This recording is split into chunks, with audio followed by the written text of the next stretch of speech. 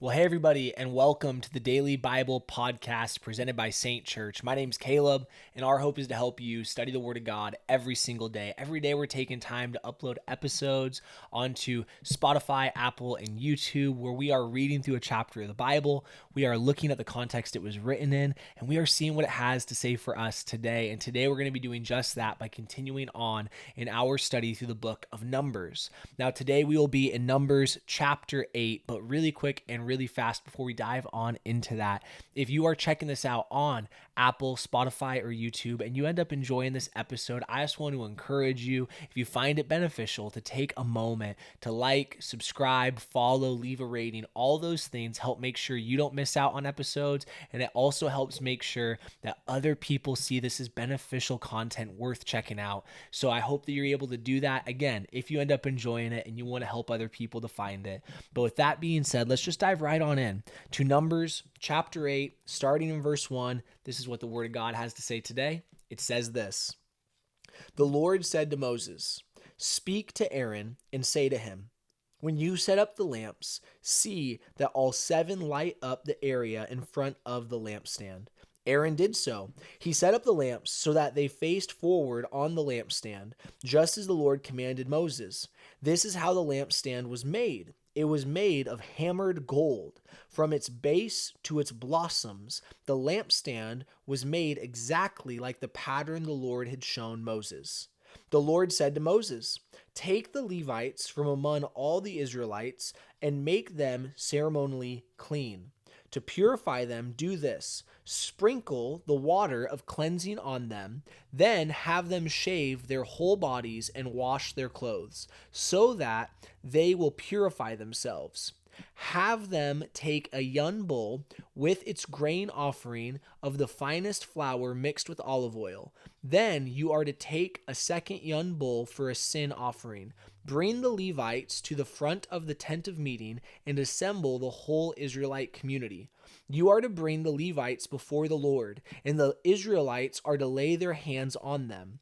Aaron is to present the Levites before the Lord as a wave offering from the Israelites, so that they may be ready to do the work of the Lord.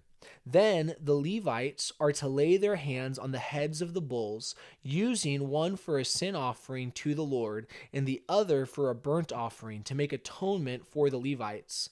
Have the Levites stand in front of Aaron and his sons, and then present them as a wave offering to the Lord. In this way, you are to set the Levites apart from the other Israelites, and the Levites will be mine. After you have purified the Levites and presented them as a wave offering, they are to come to do their work at the tent of meeting. They are the Israelites who are to be given wholly to me.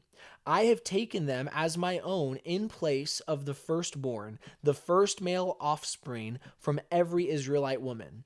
Every firstborn male in Israel, whether human or animal, is mine. When I struck down all the firstborn in Egypt, I set them apart for myself, and I have taken the Levites in place of all the firstborn sons in Israel. From among all the Israelites, I have given the Levites as gifts to Aaron and his sons to do the work at the tent of meeting on behalf of the Israelites, and to make atonement for them, so that no plague will strike the Israelites when they go near the sanctuary. Moses and Aaron and the whole Israelite community did with the Levites just as the Lord commanded Moses. The Levites purified themselves and washed their clothes. Then Aaron presented them as a wave offering before the Lord and made atonement for them to purify them. After that, the Levites came to do their work at the tent of meeting under the supervision of Aaron and his sons. They did with the Levites just as the Lord commanded Moses. The Lord said to Moses, "This applies to the Levites. Men 25 years old or more shall come to take part in the work at the tent of meeting. But at the age of 50, they must retire from their regular service and work no longer. They may assist their brothers in performing their duties at the tent of meeting, but they themselves must not do the work. This, then, is how you are to assign the responsibilities of the Levites." And that is the close of Numbers chapter 8.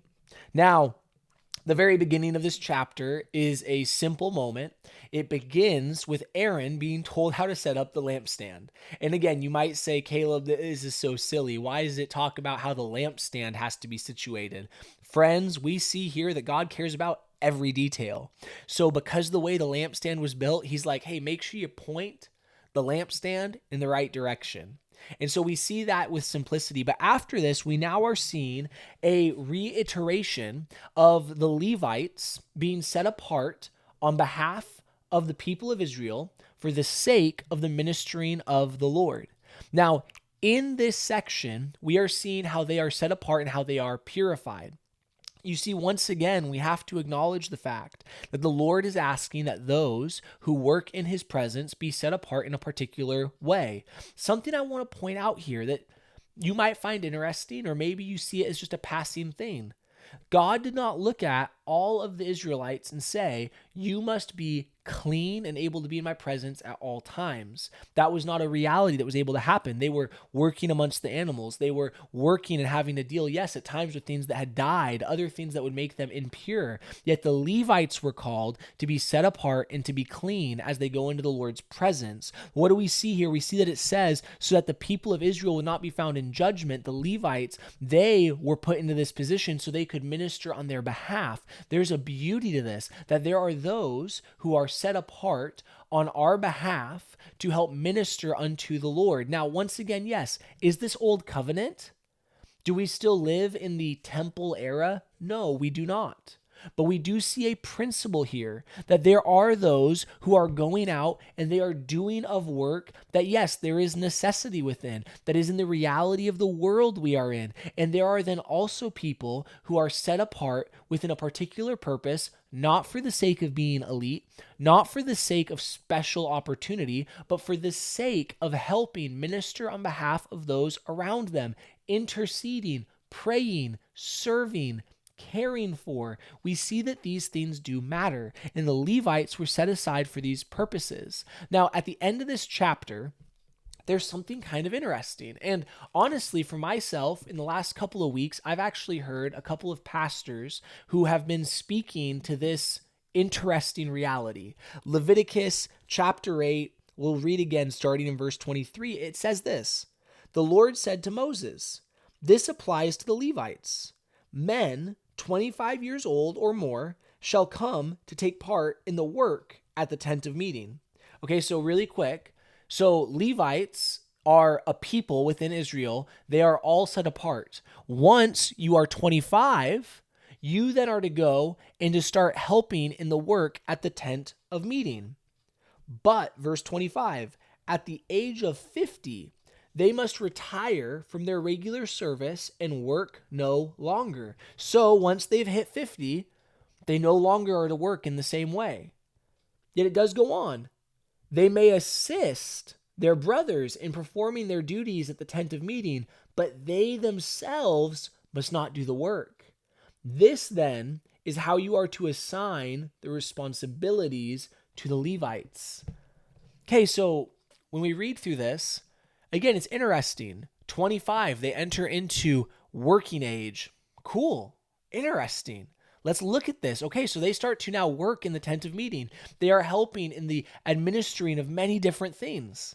Yet once they hit the age of 50, they are no longer to help in the same way, but they are to assist. What does it mean to assist? It means that they are helping those around them to know how to do their jobs. You have 50-year-olds who now have 25-year-olds who are brand new, or those who are 30, 40, whatever it may be, are stepping in. What do the 50-year-olds get to be? They get to be of wisdom to those who are new, to help them to do the work, but they are handing it off. Now, again, I don't have every answer for why this is exactly how God instructed the Levites, but I do think there is a beauty in this structure.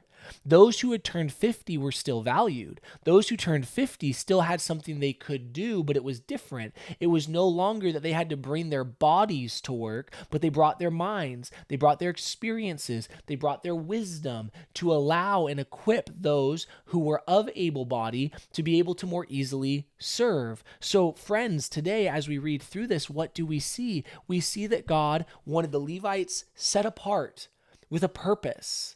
and that he also wanted the Levites to be able to have a sustainable and understandable way in which they would work unto him in the tent of meeting. And that did look like those who were younger doing of the labor, and those who were older helping those who were younger to understand how they could better do their work. And so for us today, what does this mean? I think in many ways it points to the beauty of those who are young, looking to the wisdom of those who are older. Also, though, those who are older realizing they need to pass on their wisdom to those who are young so the young can do the work, because one day the young will need to pass on their wisdom. Friends, today, with that being said, that's what I got for you. So I want to say thanks for jumping on. If you got any questions, comment them down below. I would love to dialogue with you. I would love to dialogue with you. Why do you believe the Lord put 25 and 50 as these cutoff times? But with that being said, thanks for being here today. If you enjoyed it, make sure to subscribe, follow, like, leave a rating, all those things. Again, they're so appreciated. But I'm so glad you were here today again, and I can't wait to see you tomorrow because we are taking time to study the Word of God every single day.